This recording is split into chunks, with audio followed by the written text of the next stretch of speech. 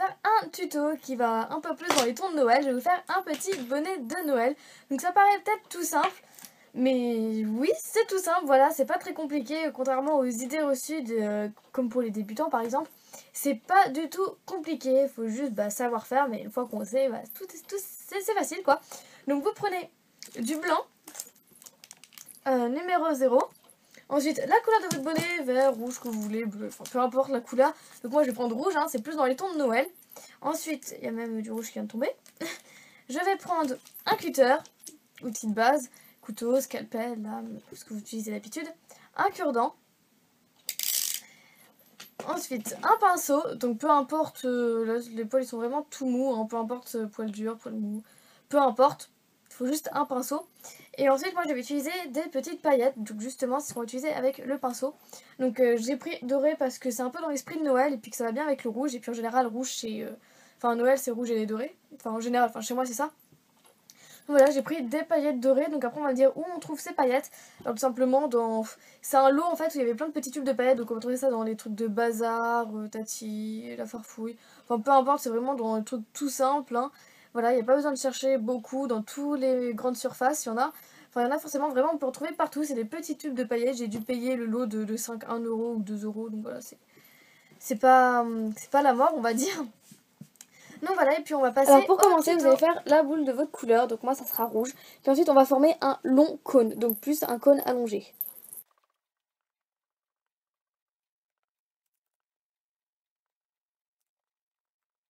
Après avoir formé un cône allongé, en fait, on va lui donner un peu plus la forme. Donc là, on voit bien que c'est assez... Voilà, c'est courbé. Donc ça tombe, hein. Donc on va l'aplatir. Donc on le met comme ça et avec nos doigts, en fait, on va l'aplatir tout simplement. Il n'y a pas besoin d'avoir d'expérience particulière pour réaliser ça. Alors on va tout simplement aplatir le côté.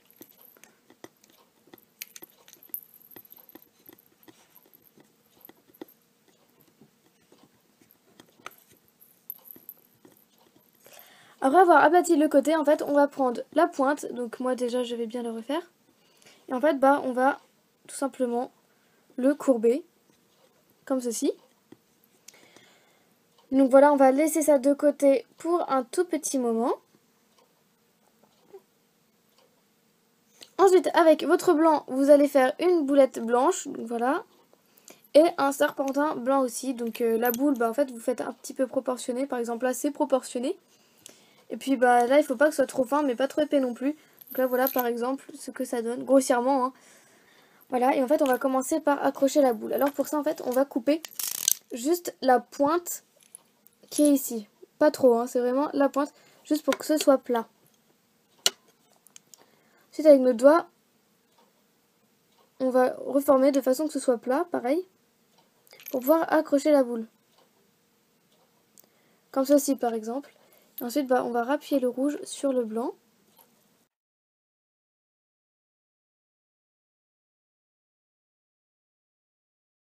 Et après, si on veut, on peut le faire toucher, hein. C'est comme... on peut faire toucher derrière du bonnet, hein. C'est pas grave si vous laissez un petit écart ou non. Enfin, pour être sûr que ça tienne, moi, je vous dirais bien de l'accrocher. Et ensuite, on va accrocher le serpentin. Alors pour ça, on va couper un côté droit. Donc voilà, on va couper l'extrémité. Et en fait, on va le commencer derrière, à peu près sous le niveau de la boule. Vous voyez, on fait comme ça. Après, on le colle bien tout autour.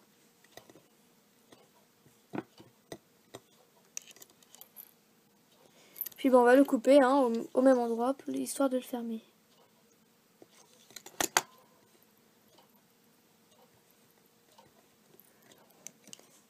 Voilà.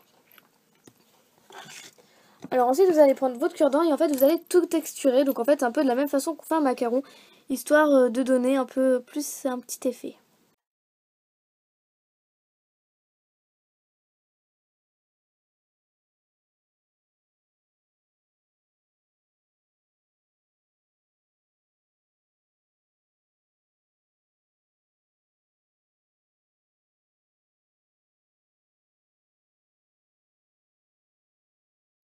Voilà, une fois bien texturé, voilà ce que ça donne.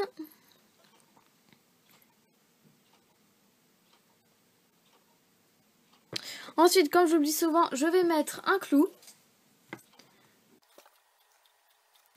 Voilà, vous mettez le clou que vous voulez, hein. Et ensuite, je vais utiliser les paillettes. Alors pour cela, je vais tout simplement l'ouvrir. Par contre, attention parce que ça peut en mettre partout à l'ouverture. Comme là, il y a quelques paillettes qui sont tombées. En fait, voilà, je vais prendre mon pinceau. Je prends ce qui est tombé. Et en fait, je vais juste tapoter. Parce que je vais juste en mettre un petit peu. Donc c'est pas... Voilà, je fais pas une grande chose. C'est juste histoire pour qu'un petit effet de brillance. Festif, Noël. Enfin voilà quoi.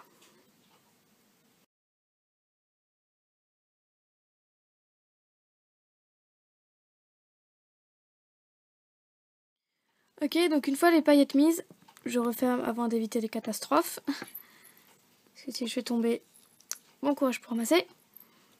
Je vais enlever tout ça, voilà. Et en fait, je vais repasser un tout petit peu parce que j'ai légèrement déformé. Par exemple, là sur le bord, il y a une paillette qui s'est incrustée.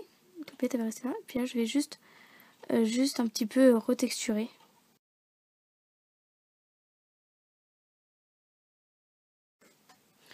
Et voilà. Donc j'espère que ce tuto vous aura plu, qu'il n'aura pas été trop compliqué pour vous à le réaliser. Bon, je pense qu'il n'y a pas vraiment de difficultés particulières pour ce tuto, enfin je pense pas. Sinon, si vous avez une question, peu importe la question, vous pouvez toujours me la poser en barre d'infos. Et sur ce, on se retrouve lundi pour les résultats du concours. Salut!